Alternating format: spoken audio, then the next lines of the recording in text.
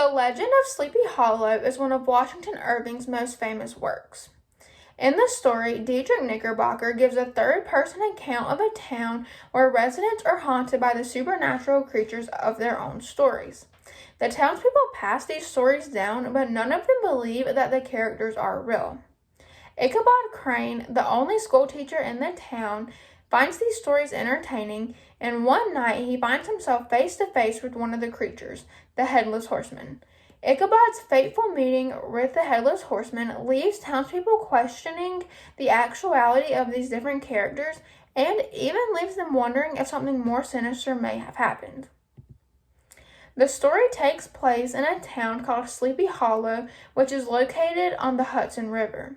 The town was inhabited by Dutch settlers and built around different supernatural creatures. The gloomy and haunted feel of the town sets the mood for the rest of the story, which takes place in the late 1700s. One of the main characters of the story is Ichabod Crane, who is considered the main protagonist. He is the only schoolteacher in the town, and since he doesn't make a lot of money teaching, he stays for different families, bouncing around from week to week. Out of all the characters in the story, I would say that he had the biggest epiphany. He went from believing that none of the creatures in the stories were real to interacting with one at the end of the story, during which he found out there may be some truth to the different myths. Another main character is Brom Bones. He is considered manly and heroic, but he is also very immature and a big jokester. Out of everyone in the story, he is considered the main antagonist.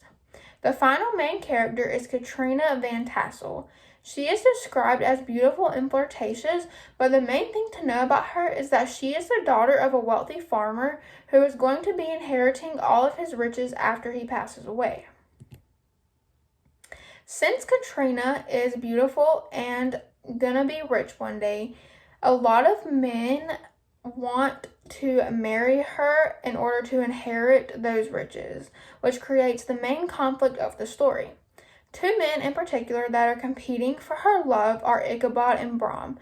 Those two men decide that they are willing to do whatever it takes to win her love in order to one day inherit the farm and everything that comes with it.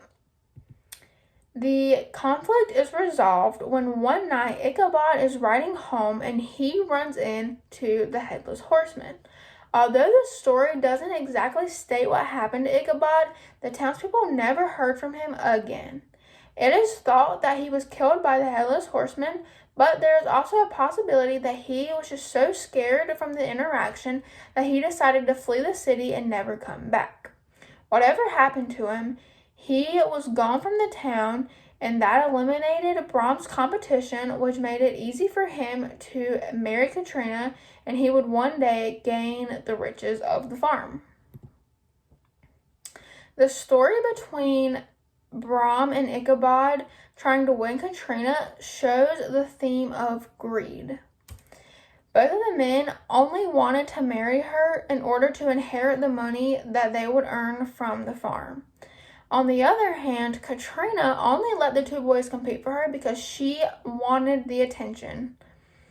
The theme of greed ties into the United States in the late 1700s, which is during the time that America was trying to create new laws in order to set up the foundation for the country. At this time, a lot of people were suggesting new laws and ideas of how to run the country, but everything they suggested would only benefit them. There were a lot of different things happening in the U.S., and a lot of people had different opinions on how it should be done, but everyone only wanted things that would result in self-gain. Another theme in the story is competition. In the story, we see Ichabod and Brom competing for the love of Katrina. There was also a big competition in American history around the time that the story takes place. Not long before, the United States was in a big competition with Britain over who would rule the colonies, and ultimately it led to the Revolutionary War, where America won control and freedom from the United Kingdom.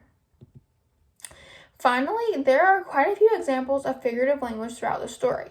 One example of a hyperbole can be seen when Irving describes Ichabod Crane. He says that he has hands that dangled a mile out of his sleeves.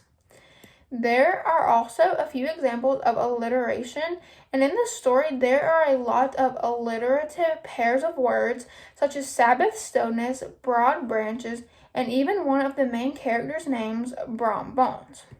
Finally, there are a few similes throughout the story.